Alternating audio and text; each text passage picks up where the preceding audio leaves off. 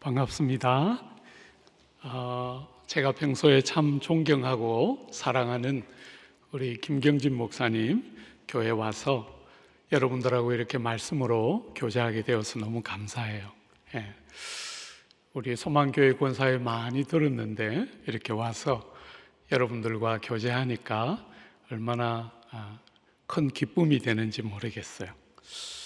여러분, 우리 예수께서 세상 계실 때 주님의 사역을 잘 보면 주님이 제일 먼저 공생애를 시작하시면서 하셨던 설교 여러분 기억하시죠? 그죠?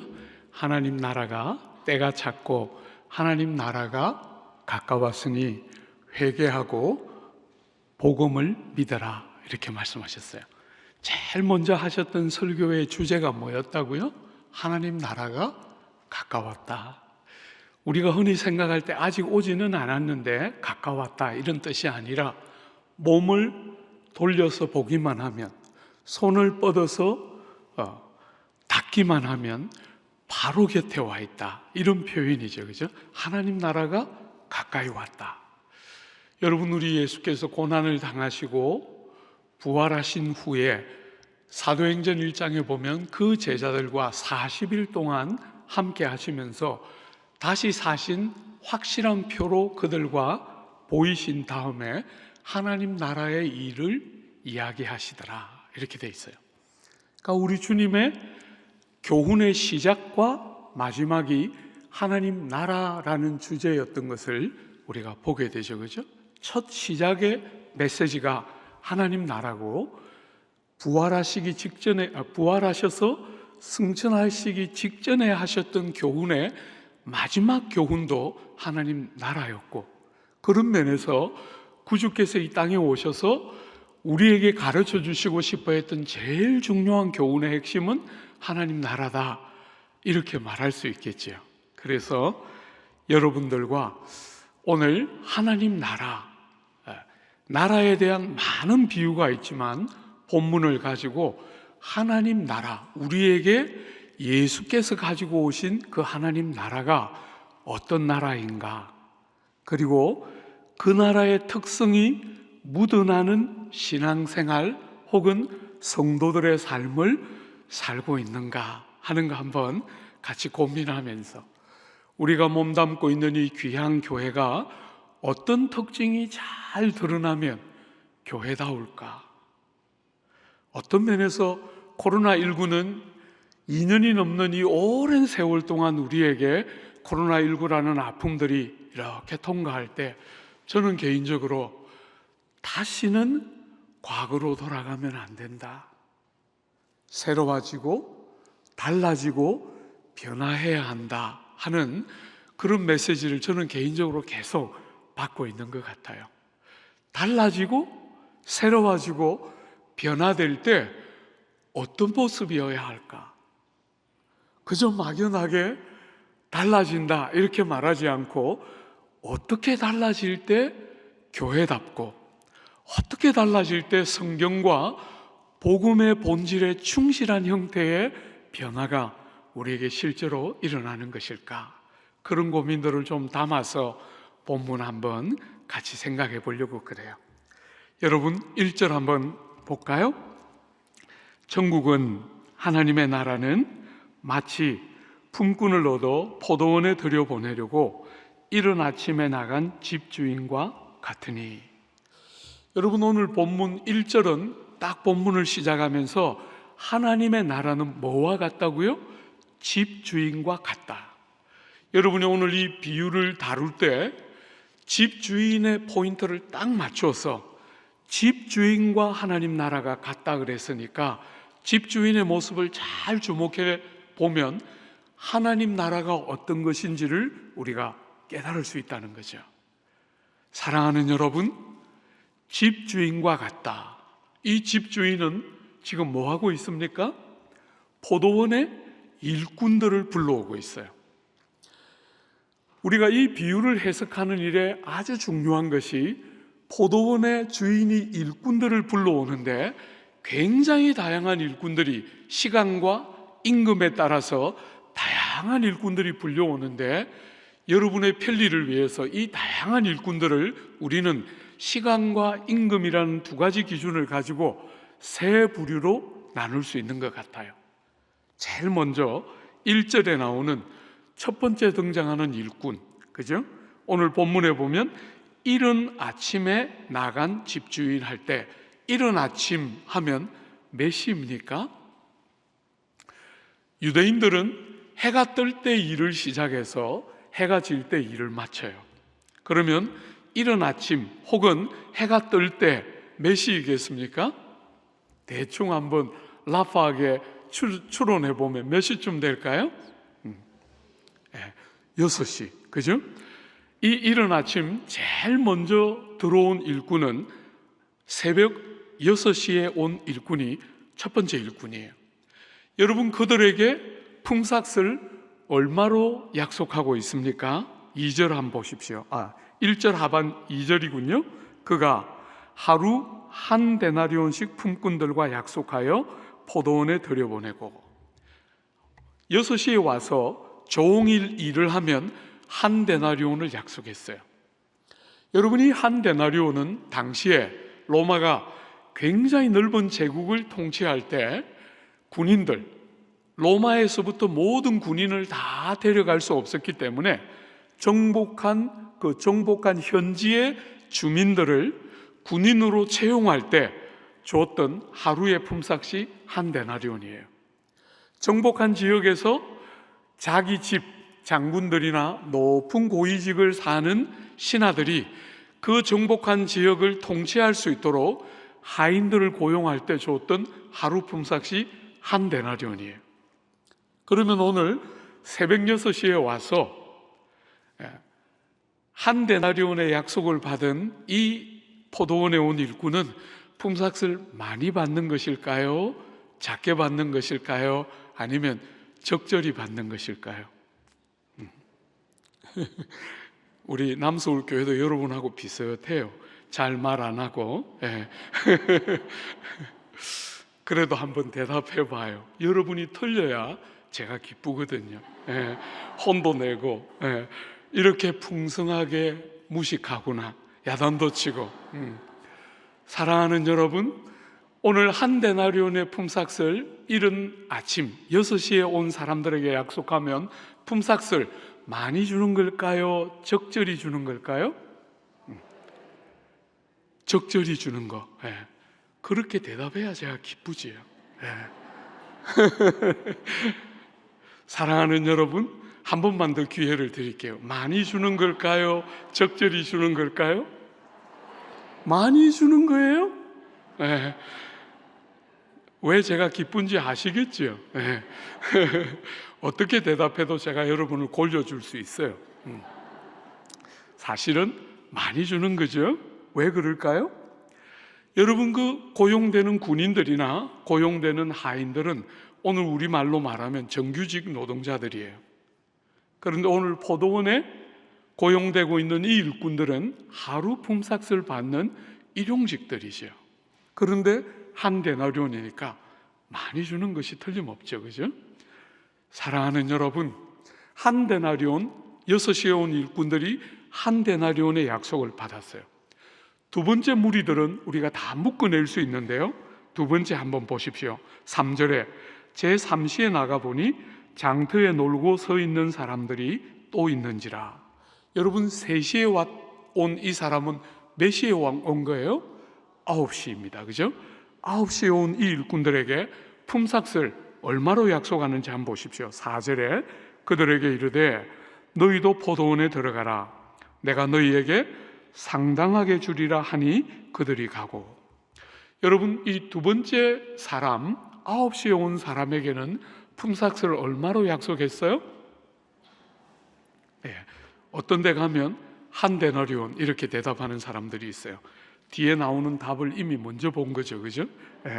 그런데 사랑하는 여러분, 여러분이 성경을 읽을 때 본문이 뭐라고 말하나, 성경이 뭐라고 말하나 하고 주목해서 봐야 되죠, 그죠? 본문은 이들에게 품삯을 얼마로 주기로 약속하고 있어요? 상당하게 주리라, 이렇게 약속했어요. 얼마인지는 정확하게 모르지만 노력하고 땀 흘린 것에 조금도 부족함이 없이 상당하게 줄 것이다, 이렇게 말했어요. 여러분, 어떤 면에서 아침 3시에 온 이 사람들하고 뒤에 나오는 그룹들을 같이 묶을 수 있을 것 같아요. 한번 보세요. 5절에 제6시와 제9시에 또 나가 그와 같이 하고, 여러분, 여기 그와 같이 어떻게 했다는 거겠어요? 상당하게 주리라 하고 데려왔겠죠, 그죠? 그러니까 6시와 9시, 소위 말해서 12시와 오후 3시에 일꾼들을 데려올 때 시간은 약간 달랐지만 품삯이 상당하게, 정확하게 얼마인지는 모르지만 상당하게 라고 약속했다는 면에서 이 세 그룹을 하나로 묶을 수 있을 것 같아요, 그죠? 시간은 약간씩 편차가 있어도 상당하게 주리라 하고 품삯을 약속받고 포도원에 왔어요. 여러분이 비유를 해석하는 일에 제일 중요한 그룹은 그 다음에 등장하는 11시에 온 이 일꾼들이에요. 한번 주목해서 보십시오. 여러분, 6절에 보면 제11시에도 나가보니 서 있는 사람들이 또 있는지라 이르되 너희는 어찌하여 종일토록 놀고 여기 서 있느냐. 이르되 우리를 품꾼으로 쓰는 이가 없음이니이다. 이르되 너희도 포도원에 들어가라 하니라. 여러분, 이 11시는 오후 5시예요. 여러분, 해가 뜰 때 일을 시작해서 해가 질 때 일을 마치니까 오늘 이 오후 5시에 들어간 일꾼은 몇 시간을 일하는 거예요? 1시간 일하는 거죠. 이제 대부분의 경우는 이 정도 되면 집으로 돌아갔을 텐데 이 사람들은 끝까지 그 장터에 머물러서 누군가가 자기를 일꾼으로 써주기를 기다리고 있어요. 여러분이 마지막 일꾼, 오후 5시에 부름을 받은 이 일꾼들에게 주인이 다른 일꾼들에게 하지 않은 질문을 했어요. 너희는 어찌하여 종일토록 놀고 여기 서 있느냐, 이렇게 질문했어요. 그랬더니 이 일꾼들이 뭐라고 대답했습니까? 우리를 일꾼으로 쓰는 이가 없음이니이다, 이렇게 대답했어요. 여러분, 이 사람들은 일하고 싶은 사람입니까? 아닙니까? 일하고 싶은 사람이에요. 그런데 자기들을 일꾼으로 써주는 사람이 없어요. 왜 그랬을까요? 본문이 침묵하고 있기 때문에 왜 그렇다, 우리가 단정적으로 말할 수는 없지만 추론해 볼 수는 있겠죠. 그죠? 왜 사람들이 이 사람들을 일꾼으로 부르지 않았을까? 왜 그랬을 것 같아요? 어쩌면 나이가 좀 너무 많아서 일꾼으로 부리기가 불편했을 수도 있겠지요. 어쩌면 체격이 좀 왜소해서 그렇게 수고가 많이 따르는 일을 하기에 노동력이 조금 한계가 있겠다, 이렇게 생각했을 수도 있겠어요. 어쩌면 장애가 있었을지도 모르겠어요. 어쨌거나 무슨 이유였는지 모르지만 사람들이 이들을 일꾼으로 쓰지 않는 이 제일 마지막에 등장하는 오후 5시에 나오는 이 일꾼들에게 주인이 포도원으로 들어가서 일하라 하고 그들을 불렀는데 품삯을 얼마로 약속했어요? 얼마로 약속했죠? 사랑하는 여러분, 재밌게도 없어요.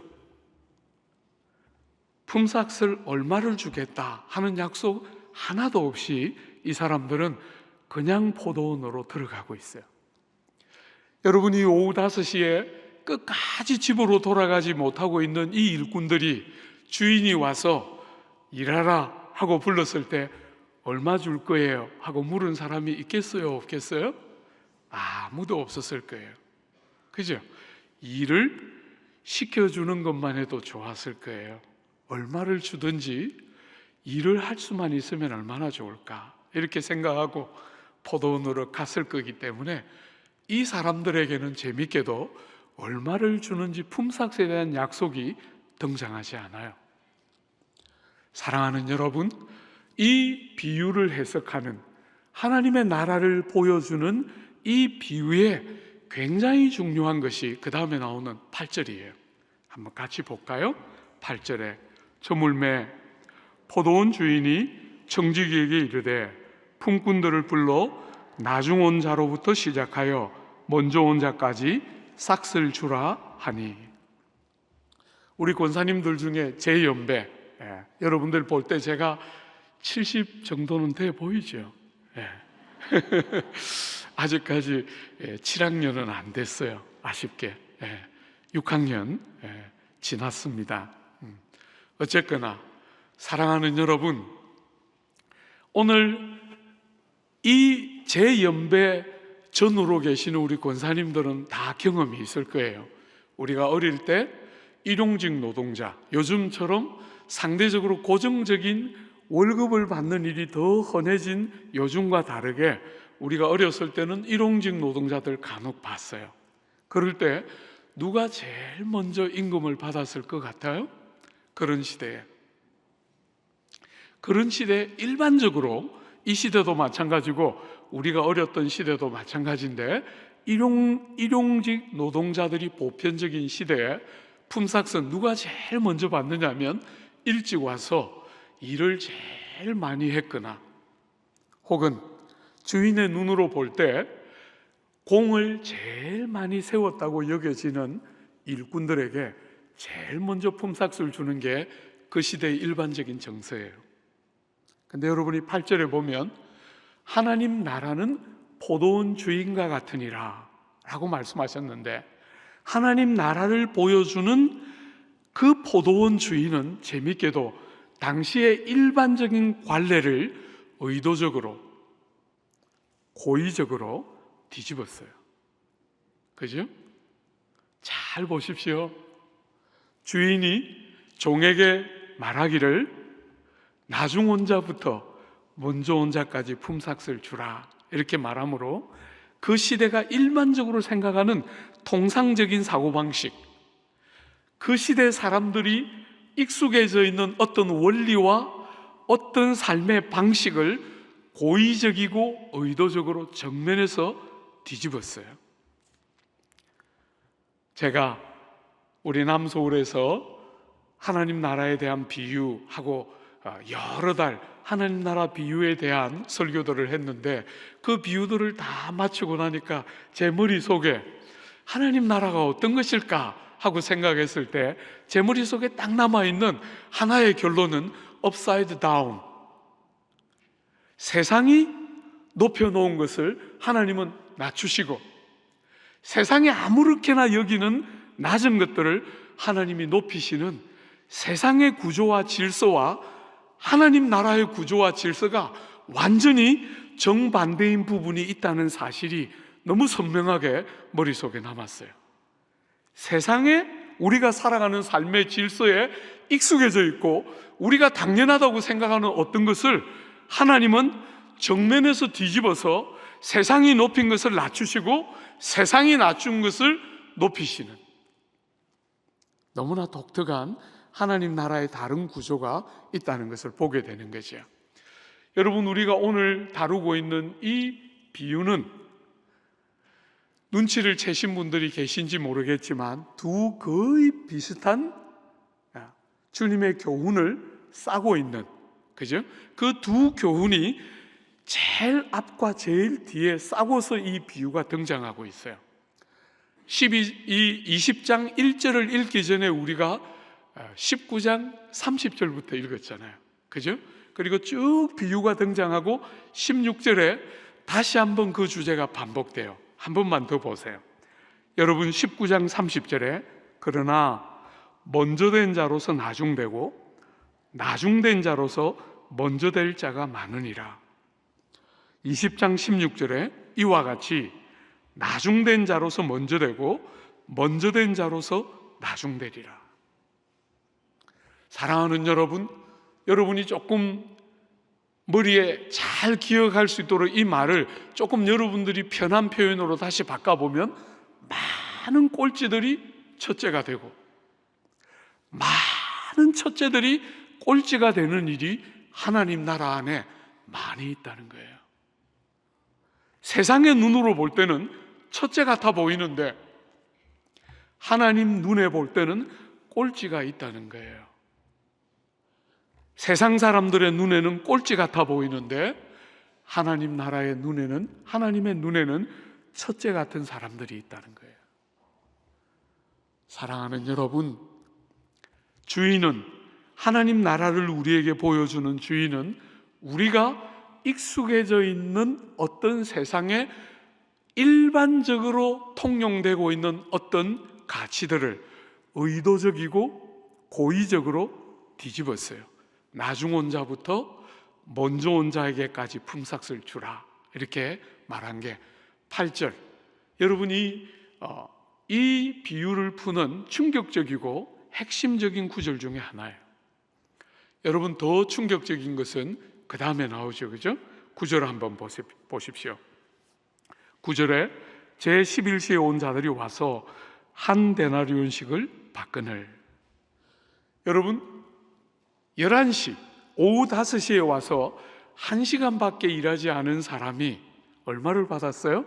한 데나리온을 받았어요. 이런 새벽에 6시에 약속을 받은 그 한 데나리온의 약속을 이 지금 오후 5시에 와서 1시간밖에 일하지 않은 일꾼이 한 데나리온을 받았어요. 그러니까 먼저 온 사람들이 그가 한 데나리온을 받는 것을 다 보고 당연하게 뭐라고 생각했겠어요? 한번 보세요. 여러분, 10절에 먼저 온 자들이 와서 더 받을 줄 알았더니 그들도 한 데나리온씩 받은지라. 사랑하는 여러분, 먼저 온 사람들이 당연하게 생각하기를 저 사람이 한 데나리온을 받았으니까 나는 더 받을 거야, 이렇게 생각했다는 거예요. 그런데 얼마를 받았어요?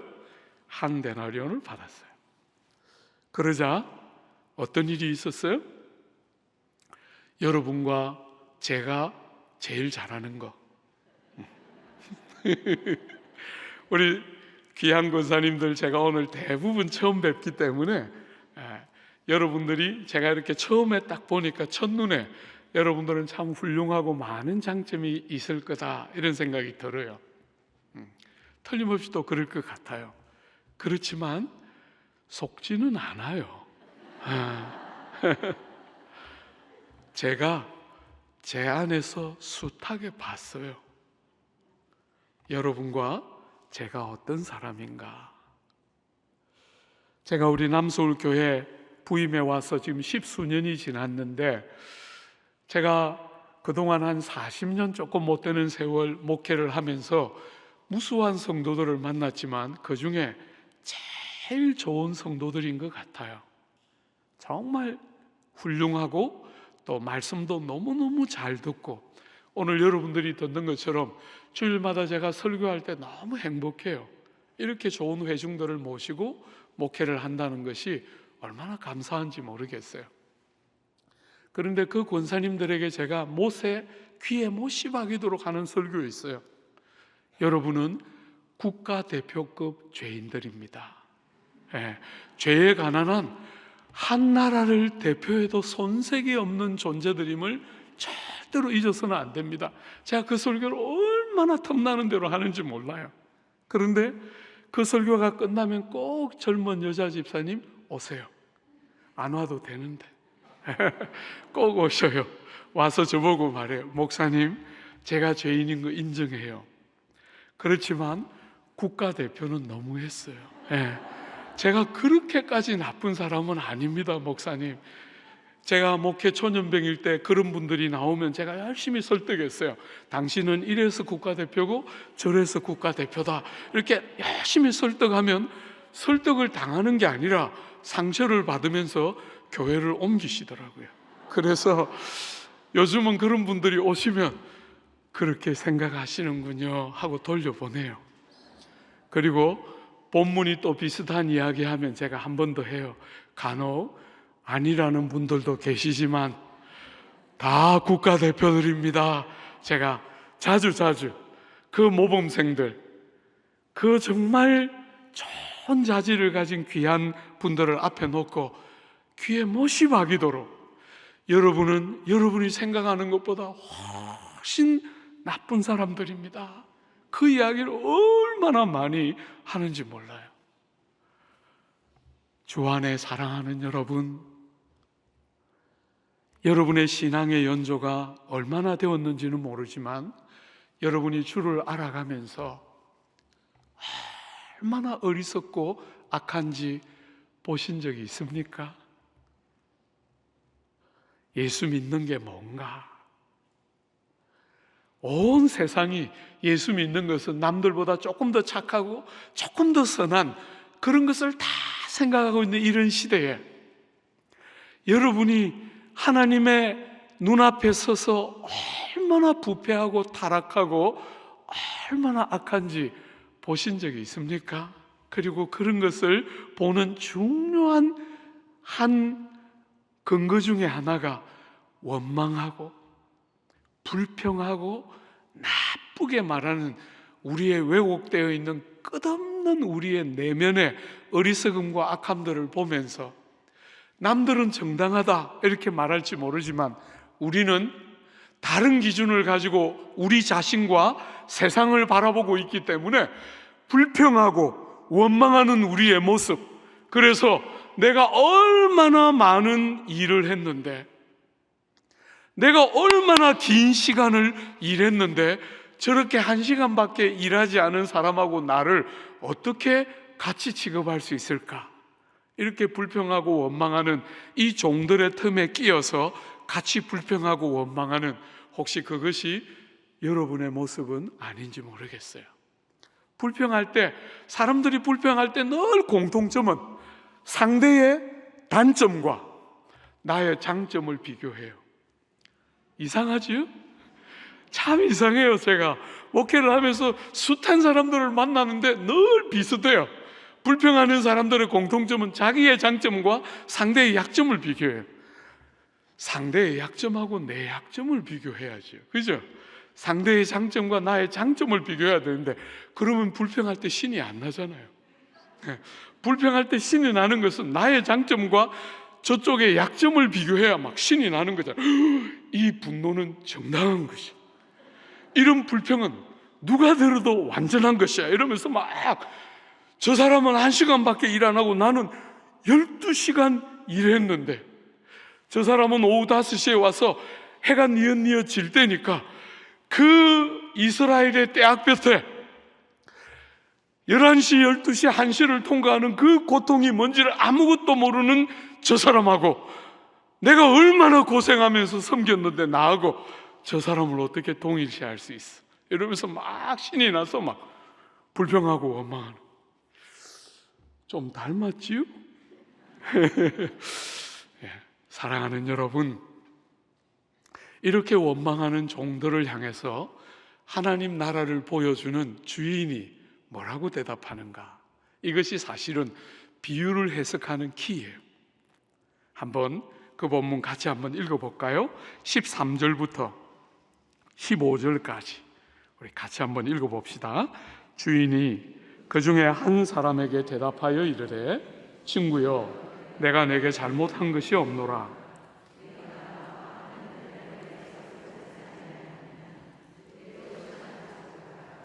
나중은 이 사람에게 너와 같이 주는 것이 내 뜻이니라.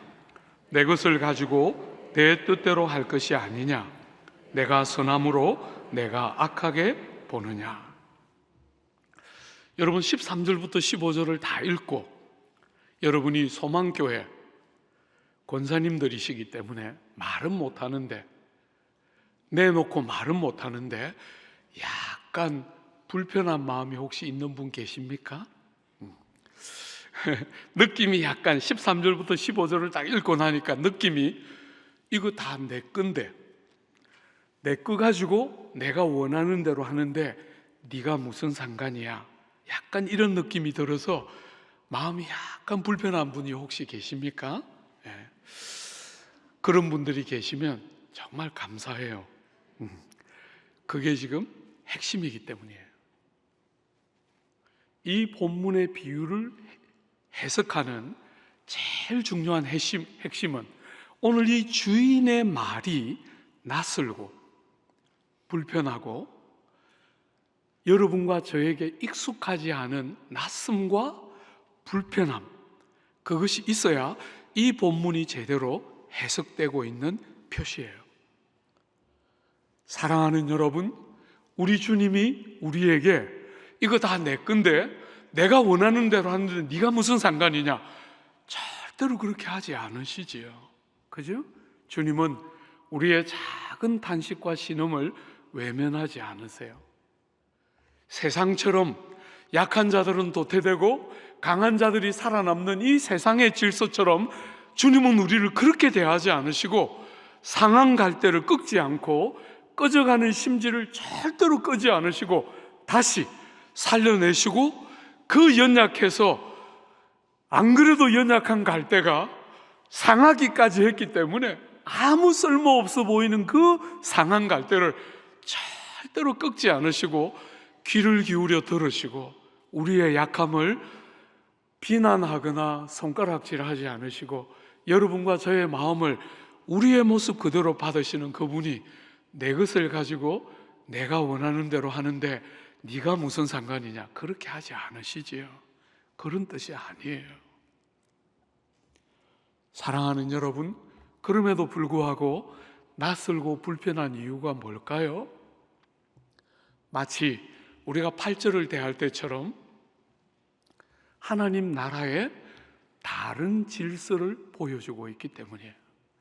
우리가 익숙한 어떤 질서와 다르게 하나님 나라가 이 땅에 딱 들어왔을 때, 우리 예수께서 이 땅에 사람의 몸을 갖고 오실 때 그냥 예수님만 오신 것이 아니라 당신의 나라를 이 땅에 함께 갖고 오셨는데, 그분의 나라, 우리를 데리고 들어가신 하나님의 나라가 우리가 살고 있는 이 세상의 질서와 얼마나 다르고 얼마나 대조적인지를 보여주는 것이 이 13절부터 15절의 특징이기 때문에 낯설고 불편해야 당연한 것이. 사랑하는 여러분, 이렇게 낯선 이유가 뭘까요? 여러분이 로마서 5장에 보면, 여러분 로마서는 예수의 복음을 제일 잘 담아서 우리에게 전해주는 본문이잖아요. 제가 이제 은퇴를 얼마 안 남겨놓고 있는데 제가 늘 사모하는 것은 우리 남서울 같은 좋은 회중들을 모시고 제가 평생 제일 사랑했던 서신인 로마서를 한번, 이렇게 좋은 회중들을 데리고 로마서를 한번 보는 것이 제 꿈 중에 하나예요. 그래서 여러분 중에 혹시나 제가 언제 로마서 한다는 이야기 들으면 이제 은퇴가 2년 앞으로 다가왔구나 이렇게 생각하면 돼요. 여러분, 제가 로마서 우리 교우들하고 하면 한 2년 6개월 정도 걸릴 것 같아요. 그런데 그 성도들 모시고 로마서 하고 싶어 하는데, 그 로마서는 제 개인에게는 영적인 고향 같은 곳이에요.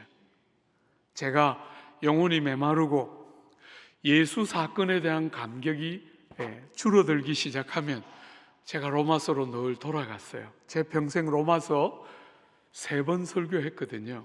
2년씩 6년 설교했고 로마서 2년에 걸쳐서 묵상하고 무려 8년,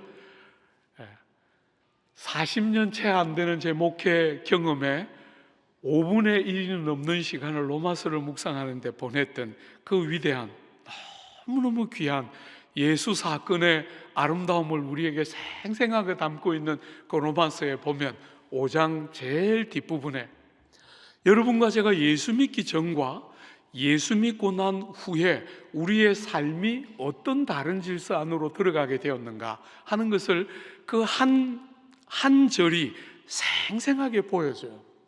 여러분과 제가 예수 믿기 전에 우리 삶은 어떤 삶이었죠? 죄가 사망으로 말미암아 왕노릇하던 것, 죄가 사망이라는 도구를 가지고 여러분과 저를 협박하고 공갈하면서 늘 종삼아서 죄가 우리를 통치하고 다스리는 그런 삶의 자리에 여러분과 제가 있다가 예수를 딱 경험하고 주님을 인격적으로 만났을 때 여러분과 저의 삶에 어떤 일이 일어났습니까? 은혜가 의로 말미암아 왕노릇하는 새로운 질서. 이게 예수를 믿는 우리의 삶에 일어난 새로운 질서를 보여주는, 한 절이 우리에게 딱 보여주는 너무너무 분명한 대조적인 새로운 질서를 보여주고 있어요. 죄가 왕노릇했던 이전의 질서에서부터 은혜가 왕노릇하는 새로운 질서. 사랑하는 여러분, 은혜가 뭡니까? 은혜가 왕노릇하는 새로운 질서가 하나님 나라가 우리에게 가르쳐 주시는 다른 질서인데, 은혜가 뭐지요? 은혜는 두 가지를 아주 중요하게 전제하지요. 첫 번째는 뭡니까? 자격 없고 공로 없고 일한 것이 없음. 여러분이 은혜라는 단어가 전제하고 있는 굉장히 중요한 첫 번째는, 마치 오후 5시에 온 일꾼처럼 일한 것이 없어요. 1시간밖에. 어쩌면 옷을 갈아입고, 어쩌면 장갑을 끼고, 어쩌면 도구를 챙기느라 1시간도 제대로 일을 하지를 못했기 때문에 일한 것이 아무것도 없는 오후 5시에 온 사람과 같은 그런 사람들을 향해서 너무나 풍성한 선물을, 너무나 값진 선물을 자격 없는 자들에게 거저 주시는 하나님의 귀한 선물, 그것이 은혜라는 말의 핵심이죠. 여러분, 죄가 사망으로 말미암아 왕노릇하는 이 세상의 질서는 핵심이 뭡니까? 자격과 조건과 공로입니다. 좋은 대학을 나오면 더 많은 월급을 받고 더 훌륭한 사람인 것처럼 여겨지고, 아파트를 무슨 아파트에 사는가, 차를 어떤 차를 타고 다니는가, 이런 것을 가지고 전부 사람들을 평가하는 너무나 천박하고 고통스러운 세상. 주 안에 사랑하는 여러분, 제가 지금 아크로 리버 파크 아파트라는 아파트를 살고 있는데, 제가 영국 가서 한 7년 정도 공부하고 왔거든요. 저는 그 아파트 이름을 해석을 못 하겠어요. 아크로 리버 파크 아파트 무슨 말인지 저는 아무것도 모르겠어요. 그냥 반포 아파트 하면 되겠는데, 영어로 막 그렇게 썼는데 해석이 안 돼요. 영국 7년 있다 왔는데 한 10년 있다 오면 해석이 되는지 모르겠는데 7년밖에 못 있어가지고, 그냥 제 느낌은 그냥 시어머니가 못 찾아오도록, 오직 하나의 목적, 시어머니가 못 찾아오도록. 한 번 들어서 어떻게 기억을 다 하겠어요? 복잡한 영어를 그냥 써가지고 어느 아파트에 사나, 무슨 차를 타고 다니나, 이런 것으로 전부 사람을 평가하는 이 어리석고 이 미련하고 악한 세상 속으로 한 다른 질서, 모든 것을 자격과 조건과 공로라는 관점으로 보고 있는 이 세상 속에 구주 이 땅에 오시면서 전혀 새로운 다른 질서, 사람을 그런 것으로 보지 않고, 사람을 공로나 자격이나 조건이라는 눈을 가지고 보지 않고, 그의 학벌이 어떻든지, 그의 사회적인 신분과 지위가 어떻든지, 그의 재능과 능력이 뭐든지 관계없이 은혜가 통치하는 다른 질서, 주님이 사람을 보는 것처럼 보는 너무나 다른 질서. 오늘 귀한 우리 권사님, 저는 여러분들에게 여러분이 예수를 믿는가 이렇게 묻고 싶지 않고, 저는 여러분들이 이 귀한 교회를 몇 년이나 다녔는지 그런 거 묻고 싶지 않고, 저는 여러분들에게 하나 묻고 싶어요.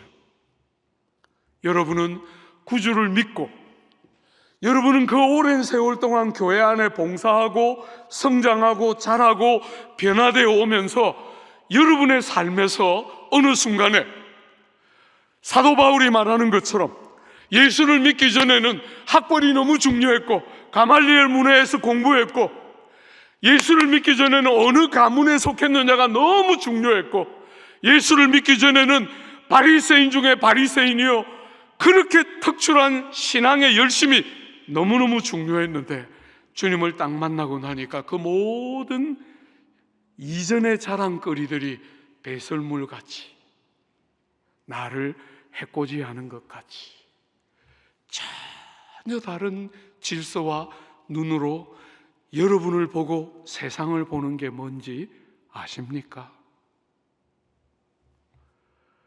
저는 조국 교회를 볼 때 무수한 간증들이 쏟아지고 있음에도 불구하고 가장 중요한 질서 중에 하나인 구주가 이 땅에 들어왔을 때 우리의 삶 속에 열어놓으신 너무나 다른 질서, 온통 죄가 왕노릇하는 세상의 어떤 질서와도 대조되고 다른 은혜가 통치하는 새로운 질서 때문에 사람을 볼 때 우리 주변은 여전히 그런 눈을 가지고 사람들을 바라보고 있지만 교회와 성도들은 사람을 보는 다른 기준.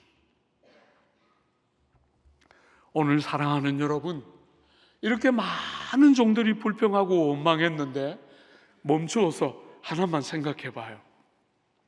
이렇게 불평하는 많은 종들 중에 받아야 할 정당한 몫을 못 받은 종이 있습니까? 없습니까? 받아야 할 정당한 몫을 못 받은 종이 있습니까? 없습니까? 너무나 놀랍게 이렇게 많은 사람들이 불평하고 있는데 모든 종들이 받아야 할 것 이상을 다 받았어요. 그지요? 불평하고 있는데 놀랍게 여러분 제일 먼저 와서 오랜 시간 일한 그 사람들도 한 데나리오를 받았어요. 받아야 할 모든 것을 받아야 할 정당한 목 이상으로 다 받았어요. 고용직 노동자처럼 정당한 목보다 더 많은 것을 모든 종들이 받았는데도 불평하고 원망하고 있어요. 조국 사회를 제가 이렇게 보면 많은 권사님들은 다 기억할 것 같아요. 우리가 어렸을 때 한번 생각해 봐요. 그죠? 그때 생각해 보면 지금은 입이 100개가 있어도 불평하고 원망할 수가 없어요. 그때는 생존이 얼마나 어려웠어요. 저는 어릴 때 할머니 손에서 컸는데 여러분, 제가 제일 싫어하는 음식은 수제비예요. 아내를 만났는데, 박미애를 만났는데, 아내를 만나서 좋아하는 음식을 들어보니까 아내가 제일 좋아하는 음식은 수제비더라고요. 하나님은 유머 감각이 독특하세요. 수제비를 제일 싫어하는 남자와 수제비를 제일 좋아하는 여자가 만나서 가정을 이루고 살고 있어요. 40년 동안. 사랑하는 여러분, 할머니가 저를 기르실 때 손주 사랑하는 마음을 듬뿍 담아서 수제비를, 손바닥만한 수제비를 넣어서 건져주셨어요. 여러분, 수제비의 매력은 얄썩얄썩해야 하는 거잖아요. 그죠? 거기에 감자도 총총 썰어놓고 이래야 이게 수제비 맛이 나는데, 덩거는 멸치 다시마밖에 없는 거기에 이렇게 손바닥만한 걸 넣어서 건져주니 그게 무슨 맛이 있었겠어요. 그죠? 주 안에 사랑하는 여러분, 그렇게 가난하게 살고 아프게 살았는데 지금은 입이 10개 있어도 받아야 할 만큼 다 이상의 것을 받았는데 사람들의 입에서 노래와 감사와 찬양과 감격이 쏟아져 나와도 모자랄 시대를 살아가면서 불평과 원망과 분노와 억울함들이 쏟아지고 있는 것이 오늘 조국교회의 현실이에요. 조국 사회의 현실입니다. 제가 한 번씩 외국에 이렇게 갈 기회들을 가져서 가보면 여러분, 오늘 조국 사회는 전 세계에서 제일 부유한 특별한 시대를 지나는 것 같아요. 정말 이런 사회가 또 있을까? 이렇게 늦은 밤에 이렇게 안전하게 지나다닐 수 있는 사회는 세상 어디를 가도 없는 것이 오늘 이 조국 땅을 향한 하나님의 특별한 은혜인데, 얼마나 넘치도록 받았는지에 대한 감각은 대부분 상실하고 오늘 본문에 등장하는 종들처럼 원망하고 분노하고 억울해하고 아파하는 사람들은 너무 많은 것이 오늘 이 조국 땅의 현실이에요. 어디서 길을 잃었나? 교회와 성도들은 이 길을 잃고 있는 세상 속에 무슨 말을 하고 교회가, 성도가 어떻게 달라져야 이 아픈 조국 땅을 치료하고 회복시키는 일이 가능할까? 성도와 교회가 어디서부터 달라지면 이 땅이 다른 이야기를 할 수 있는 땅이 될 수 있을까? 이렇게 많은 것을 손에 들고 이렇게 분노하고 억울해하는 이 세대의 아픔들을 어떻게 감당할 수 있을까? 여러분, 어떻게 모든 포도원에 온 일꾼들이 어떻게 받아야 할 것보다 더 많은 것을 받게 되었지요? 어떻게 그런 일이 가능했습니까? 사랑하는 여러분, 이것이 하나님 나라의 핵심이잖아요. 그죠? 어떻게 하나님 나라의 그 포도원에 있는 모든 일꾼들이 받아야 할 것보다 더 많이 받는 일이 가능할까요? 우리가 세상을 살아가다 보면 어떤 사람이 이익을 얻고 혜택을 얻으면 어떤 사람은 손해를 보는 게 너무 당연한데, 희한하게 하나님 나라에서 일하는 일꾼들은 하나같이 받아야 할 것보다 더 많은 것들을 받고 있는 거예요. 어떻게 그 일이 가능할까요? 핵심이 뭡니까? 하나님 나라가 뭐라 그랬죠? 포도원 주인과 같다 했는데, 여러분과 제가 내 손에 얼마를 받았는가를 보고 있지 않고 누구에게 초점을 맞추면, 주인에게 초점을 딱 맞추면 보인다는 거예요. 여러분, 어떻게 모든 종들이 더 많이 받게 됐죠? 주인이 가장 많이 희생하고 손해를 봤기 때문에. 아무도 희생하고 손해본 사람이 없이 모든 종들이 받을 수 있는 것보다 더 많이 받은 이유는 주인이, 왕이, 임금이 제일 많이 희생하고 손해를 봤기 때문에, 그 나라에 속한 모든 백성과 종들이 한 사람도 예외 없이 다 혜택을 누리고 일한 것과 비교할 수 없는 큰 선물을 값없이, 자격 없이, 일한 것 없이, 공로 없이 다 그렇게 받아 누리는 이유는 왕이, 주인이 제일 많이 희생하고 섬기고 종이 되므로 모든 일꾼들이 받아야 할 것보다 더 많은 것을 받게 되는, 그것이 하나님 나라의 새로운 질서이지. 사랑하는 여러분, 마무리해 볼까요? 우리가 이 비유를 해석할 때 비유를 싸고 있는 것이 핵심 주제다. 그죠? 많은 꼴찌들이 첫째가 되고 많은 첫째들이 꼴찌가 된다, 이렇게 말했을 때, 여러분이 죽어서 천국 가야만 알 수 있다면 얼마나 답답하겠어요. 하나님이 우리에게 말씀을 주실 때 절대로 그런 방식으로 말씀하지 않으세요. 지금 내가 어떤 상태인지 알 수 있다는 거예요. 지금 내가 꼴찌 같은 첫째인지 첫째 같은 꼴찌인지 알 수 있다는 거예요. 뭘 가지고 알 수 있을까요? 두 가지 중요한 속성이 묻어난다는 거예요. 첫 번째 뭐겠어요? 여러분의 입의 말들을 보면 된다는 거예요. 많은 종들이 불평하고 있지만 제일 마지막에 와서 은혜라는 이 나라의 새로운 지서를 맞닥뜨려 본 종들은 어떻게 하고 있겠어요? 감격하고 감사하고 할 말이 없는 감격. 어떻게 나 같은 사람에게 이런 일이 일어났을까? 어떻게 나 같은 사람을 이렇게 선대하실까? 하는 감사와 감격이 그 입에서 평생을 지배하고 떠나지 않겠지요. 여러분, 바울의 생애 제일 마지막 이야기를 한번 보세요.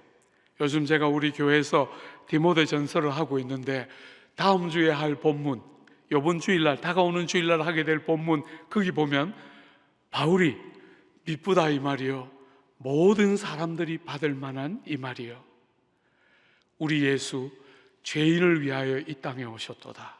나는 죄인의 괴수로다. 여러분, 바울이 그 표현한 그 말을 영어로 번역하면 I am the worst. 나는 제일 나쁜 죄인입니다. 죄인 중에 최고로 악질 죄인입니다. 이렇게 고백하고 있어요. 여러분, 그 서신을 쓰고 얼마 안 있어서 바울은 죽었어요. 생애 그 말미까지 30년이 넘는 세월 동안 그렇게 충성스럽게 선교 여행을 떠나고 그렇게 많이 고난받고 매맞고 죽을 고비를 그렇게 많이 넘긴 그 훌륭한 하나님의 일꾼이 죽기 얼마 전에 고백하기를 I'm the worst, 이렇게 고백하는 이 기독교, 여러분 아십니까? 이런 특성이 여러분에게 묻어 있습니까? 제가 조국 교회를 볼 때 참 아픈 것 중에 하나는 그런 특성들이 잘 안 묻어난다는 거예요. 간증들은 곳곳에 넘쳐나는데 I am the worst. 세월이 흘러가면 흘러갈수록 그저 어떤 사람과 나를 비교하는 게 아니라 주님이 희생하시고 고난 보시고 돌아가셔서 나에게 허락된 그 은택을 생각하면 생각할수록 너무너무 어떻게 나 같은 것이 이런 큰 혜택을 값없이 자격 없이 이렇게 받아 누릴 수 있을까 하는 감격이 만드는, 나는 너무너무 무자격한 자입니다 하는 것을 깨닫는 데서부터 오는 감사와 감격, 그게 여러분들의 삶을 지배하는 특징 맞습니까? 사랑하는 여러분, 제가 젊은이들이 수락한 교회를 목회하다가 남서울에 딱 오니까 처음 너무 놀랐어요. 곳곳에 그 젊은이들만 버글버글 하던 교회를 목회하다가 형님, 누님들의 그 하얀 머리카락, 깜짝 놀랐어요, 순간적으로. 제가 영국 생활할 때 제일 좋았던 게 그 실버였는데 저는 그 실버가 되기 전에 다 빠져가지고 너무 안타까울 때가 많아요. 어쨌거나 형님, 누님들의 그 수많은 실버들을 보면서 약간 충격받으면서 제가 실버들에게 늘 설교했어요. 오래 살지 마요. 오래 사는 거 세상이나 자랑하지 우리는 그런 거 자랑거리 아닙니다. 손발 다 움직이고 남한테 베끼지지 않도록 살다 가요. 제가 설교 그렇게 많이 했어요. 그러니까 처음에 새 목사가 왔으니까 기뻐하면서 잘 받아주더니 그 설교 한 서너 번 다 하고 나니까 싸하니 저걸 왜 데려왔어? 우리가 왜 이런 말을 들어야 하나? 이러면서 분위기 싸해지더라고요. 그래서 그 다음부터는 그런 설교 잘 안 하고 우리 같이 가요. 나까지 넣어가지고 사랑하는 여러분, 그 형님 누님들에게 제가 늘 부탁해요. 우리 인생의 절정이 죽음이 되도록, 우리가 살아서 젊은 시절에 뭔가를 하는 것이 우리 생의 절정이 아니라 그때는 어떻게 노력해도 모양과 한계가 너무 많은 제한들이 있었는데 세월이 흘러가면서 주의 은혜를 더 깊이 깨달아가고 우리의 무자격함을 더 많이 보면서 죽어서 주님의 부름을 받을 때 우리 인생의 절정과 꽃봉오리처럼 평생을 살아가면서 주를 더 사랑하고 주를 더 닮아가고 주님이 베푸신 은택에 대한 감격과 감동이, 육신은 쇠약해져 가지만 몸은 점점 약해져 가지만 눈을 감고 생각을 하면 주님이 나 같은 사람에게 베푸신 은혜의 크고 넓은 것을 깨달아가면서 육체를 가지고 땅을 살아가면서 할 수 없었던 무수한 한계들을 넘어서서 더 주를 마음을 다해 사랑하고 섬기는 복됨을 사모하면서 죽음이 인생의 최고의 절정 같은, 전부 다 젊게 살고 싶어하는 이 어리석은 시대에 젊은이들로 충분한 그 삶을 왜 나이 드신 분들이 흉내내고 싶어하는지 모르겠어요. 나이 든 사람들 밖에 할 수 없는 그런 아름다움들이 있는데 왜 젊게 사는 게 자랑이 되는지 저는 이해할 수 없어요. 저는 절대로 그렇게 살고 싶지 않아요.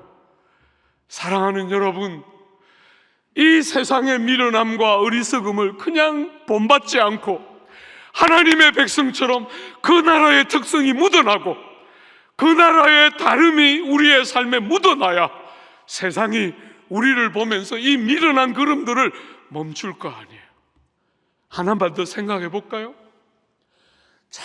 전부 세상은 대접받고 높아지고 앉아서 잘 대접받고 높아지고 인정받는 것이 다 성공이라고 생각하는데 우리 주님 다르게 말씀하셨잖아요.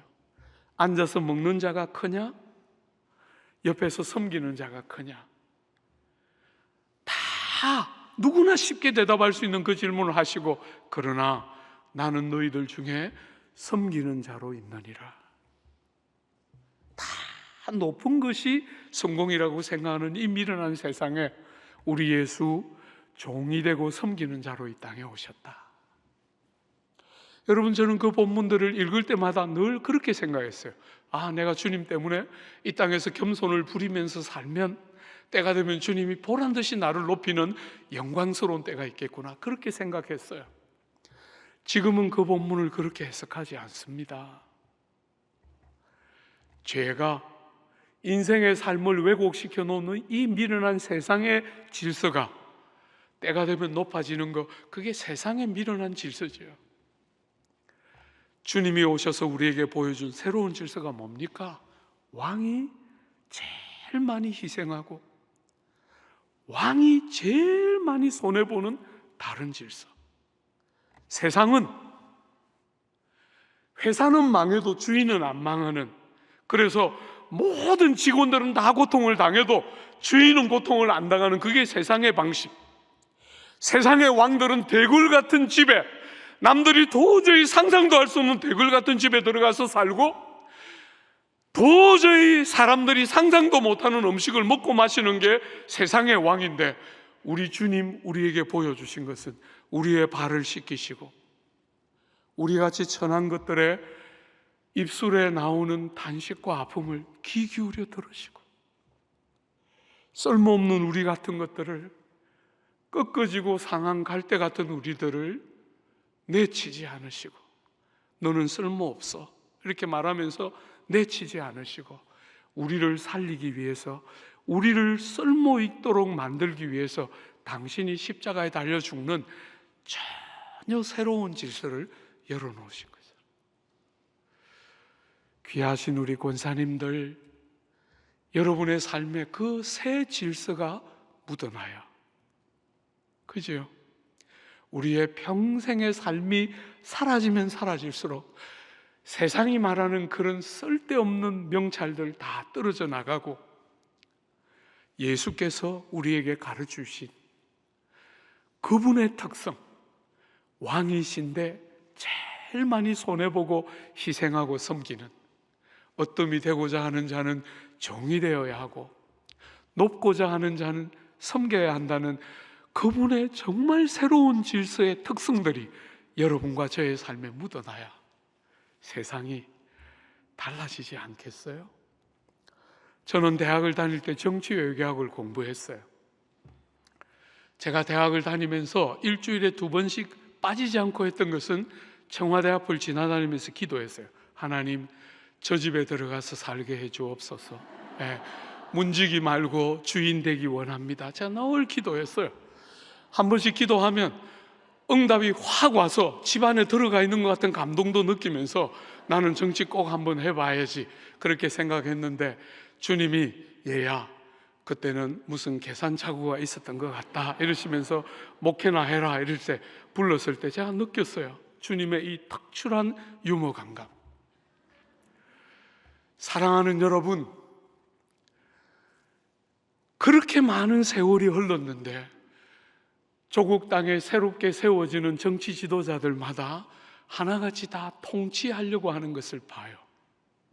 섬기고 희생하고 수고하려고 하는 사람보다 그냥 통치하고 다스리고 백성들을 잘 존중하겠다고 말은 해놓고 정작 그 자리 가면 전부 다 통치 개념으로 그냥 한마디 하면 아무거나 다 될 수 있는 것처럼 눈물이 있고 아픔이 있는 사람들의 마음을 매만지고 그 영혼들 곁에 서서 그 영혼들에게 귀를 기울여 듣는 정말 마음이 깨어져 있고 따뜻한 지도자들을 우리는 왜 이렇게 수십 년 동안 그 20대의 어린 나이에 정치 한번 해보겠다고 꿈꿨던 그때부터 40년이 넘는 세월이 흘렀는데도 우리는 섬기고 종이 되는 제대로 된 지도자 한번 제대로 못 모시고 사는 이 아픈 시대에, 사랑하는 여러분, 어디서부터 그런 물이 흘러야 그런 세상이 될까요? 나는 겸손을 부리고 사람들이 목사님, 이 사람이 이렇게 보여도요 이런 분이에요 이렇게 말하면 앞에서는 아이 그런 말을 왜 해? 이래 말해놓고 돌아서서 사람 보는 눈은 있어가지고 그것은 유교가 가르치는 참 생명이 아닌 가짜 겸손을 부리고 떠는 거잖아요. 우리에게 주님이 기대하는 게 그런 수준의 삶이라면 그건 얼마나 마음 아픈 거예요. 그분이 생명을 들어서 우리를 살려놨는데 우리가 겨우 그 수준밖에 할 수 없다면 정말 종이 되고 정말 섬기는 게 뭔지를 알고 그렇게 사는 사람들이 나와야 조국 땅이 새로운 영광을 보게 되겠지요. 오늘 처음 다들 뵀는데 사랑하는 여러분, 여러분들로부터 새로운 역사를 기대하고 코로나가 지나가는 것이 우리의 기쁨이 아니라 코로나를 통해서 주님이 우리에게 하신 말씀이 우리의 삶의 진실한 변화를 만들어내면서 말씀으로 복음에 더 충실한 기독교 같은 성도 같은 삶의 회복들이 일어나면서 정말 변화와 부흥의 역사가 귀한 권사님들로부터 온 소망교회와 남서울교회와 조국교회에 흘러가는 조국 땅을 새롭게 하는 놀라운 은혜 회복시켜 주시기를 기대하고 축복합니다. 우리 같이 한번 기도할까요? 우리 하나님 앞에 같이 한번 기도하고 제가 마무리하려고 합니다. 우리 하나님 앞에 들었던 말씀 붙들고 잠시 간절히 우리 중심을 가지고 하나님 앞에 기도 한번 합시다. 하나님, 잃어가고 약해져가는 은혜에 대한 감각을 회복시켜 주시고 제일 많이 희생하고 손해보신 주님의 모습이 나의 삶에, 우리의 삶에 묻어나고 조국 교회를 통해서 조국 땅에 새로운 질서와 다름이 묻어나는 영광을 주옵소서. 우리 한번 기도하고 제가 마무리하겠습니다.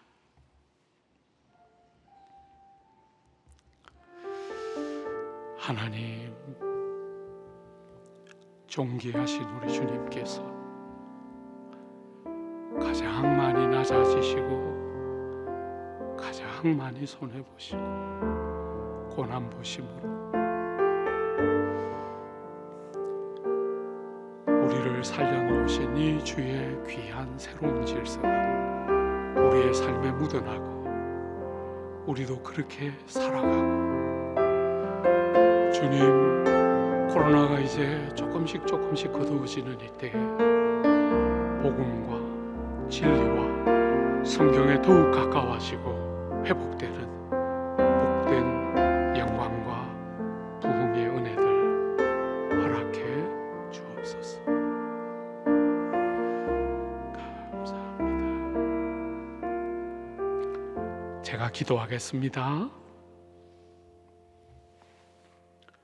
구주 예수 그리스도의 은혜와 하나님 우리 아버지 측량 못할 사랑하심과 성령 하나님 우리 속에 들어오시고 일마다 때마다 동행하시고 도우시며 역사하시는 그 복된 은혜가 이렇게 교회를 사랑하는 마음으로 한자리에 모여서 귀한 원례를 하시는 모든 권사님들 한 분 한 분과 그들이 속한 귀한 가정 위에